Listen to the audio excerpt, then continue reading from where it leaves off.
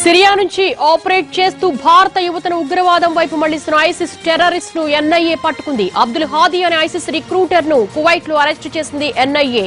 Bharat ISIS recruitment మొత్తం హాదీనే చేశాడు. ఇప్పటి వరకు అరెస్టు అయిన సానుభూతి పరులకు నిధులు అందించింది కూడా హాదీనే.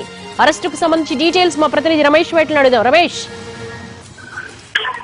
ఇండియా నుంచి మొదటిసారిగా బయట సైడ్ ఆపరేషన్ చేసి ఎన్ఐఏ అధికారులు కొద్దిసేపు క్రితమే అబ్దుల్ హాదీ అలియాస్ ఆల్ హాదీ అని చెప్పి ఒక ఐసిస్ టెర్రరిస్ట్ ని అదుపులో తీసుకోవడం జరిగింది. ఇతను ప్రధానంగా ఇండియా మొత్తం మీద అంటే హైదరాబాద్ లో ఉన్న సానుభూతి పనులు కావచ్చు, ఇండియా మొత్తం ఇప్పటివరకు అయితే ఐసిసి సానుభూతి పనులు అరెస్ట్ చేసిన వాళ్ళందరూ కూడా ఇతన్ని రిక్రూట్ చేసినట్టుగా ఇప్పటివరకు ఎన్ఐఏ భావిస్తుంది. అంతేకాదు పెద్ద మొత్తంలో నిధులను కూడా ఈ ఐసిస్ రిక్రూటర్లు కావచ్చు సానుభూతి పనులకు పెద్ద ఎత్తున హవాలా ద్వారా పంపించినట్లుగా తెలుస్తుంది. దీనికి సంబంధించి కువైట్ లో ఉండి ఇతను ఆపరేట్ చేస్తున్నట్లుగా ఎన్ఐఏ అధికారులు భావించి అతన్ని కువైట్ లో అరెస్ట్ చేయడం జరిగింది. అతను అదుపులో తీసుకుని ఎన్ఐఏ వాళ్ళు ఇంటర్పోల్ సాయంతో తిరిగి ఇండియాకి తీసుకొచ్చే అవకాశాలు కనబడుతున్నాయి. ప్రధానంగా చూసినట్లయితే ముఖ్యమైన పట్టణాలు ఢిల్లీ, ముంబై, హైదరాబాద్, చెన్నైతో పాటు కొన్ని పట్టణాల్లో చాలా మంది ఐసిస్ సంబంధించిన రిక్రూటర్స్ కావచ్చు ఐసిస్ పైన సానుభూతి పనులు తయారు చేసి యువతను ప్రధానంగా వాళ్ళ తిప్పుకొని వాళ్ళ ద్వారా ఐసిస్ కుట్రలను కావచ్చు ఐసిస్ చేసే పండగాన్ని కూడా పండించే ప్రయత్నం కూడా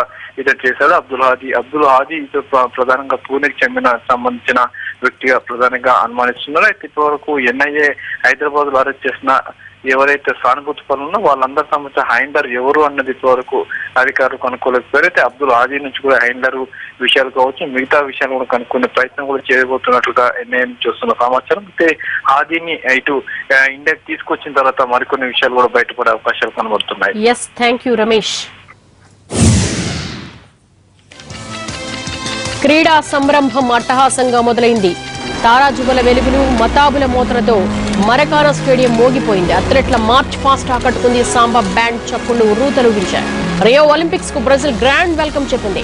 భారత కాలమాన ప్రకారం ఉదయం 4:30 వేడుకలు మొదలయ్యాయి. టపాసుల మోతలు, తారాజువల వెలుగులతో రియో డి జెనీరోలోని మరకానా స్టేడియం శోభాయమానంగా వెలిగిపోయింది.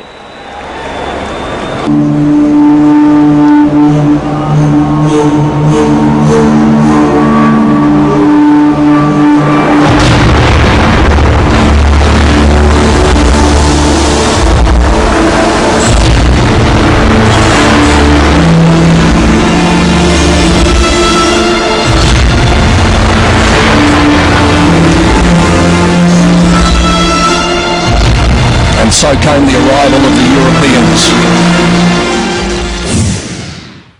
Olympics goodwill ambassador Sachin Tendulkar రియోలో సందడి చేస్తున్నాడు. తన ప్రతి మూవ్మెంట్ ను సోషల్ మీడియాలో ఫ్యాన్స్ తో షేర్ చేసుకుంటున్నాడు. ఒలింపిక్స్ విలేజ్ లో అథ్లెట్లతో సెల్ఫీలు, క్రైస్ట్ స్టాట్యూ దగ్గర మరో ఫోటో, ఇలా రియో టూర్ లో టీమిండియా మాజీ క్రికెటర్ సాదరంగా గడిపేస్తున్నాడు.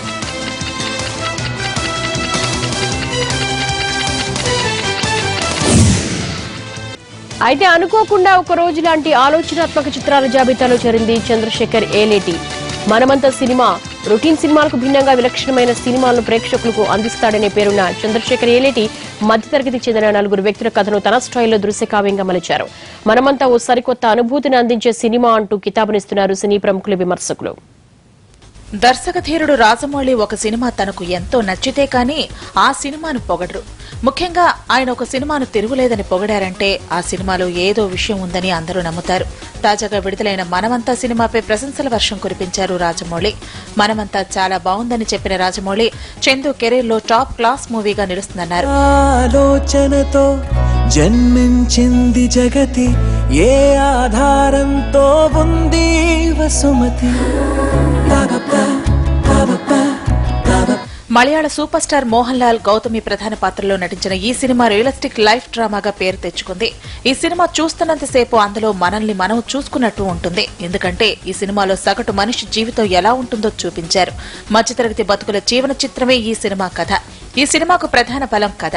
ఆ కథను తెరకెక్కించిన తీరు, ఈ సినిమాకు పాత్రలు ఎంచుకోవడంలోనే చంద్రశేఖర్ ఏలేటి విజయం సాధించాడని చెప్పుకోవాలి. నా పని త్వరగా చేసుకుని ఇక్కడ ఏమైనా హెల్ప్ చేయొచ్చేమోనని వస్తాను.